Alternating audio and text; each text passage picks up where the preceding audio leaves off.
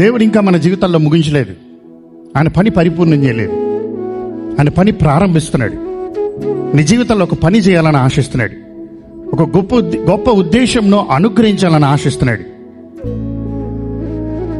ఆధ్యాత్మిక జీవితంలో నిన్ను మెట్టు ముందుకు నడిపించాలని ఆశిస్తున్నాడు.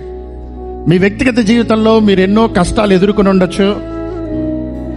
దుఃఖము నిన్ను తాకుండొచ్చు, అనారోగ్యం నిన్ను తాకుండొచ్చు, మోసపరిచేవారు నీ జీవితంలోకి వచ్చి ఉండొచ్చు, ఎండిపోయిన స్థితిలో ఆధ్యాత్మిక స్థితిలో నువ్వు చనిపోయి ఉండొచ్చు.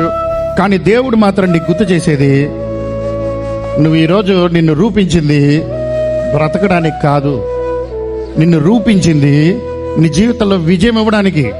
దైవికుడు ఇస్తున్న ఆశీర్వాదాలను నువ్వు ఆహ్వానించాలంటే నువ్వు ఒంటరిగా చేస్తున్న పాపము దేవుడు చూస్తున్నాడు.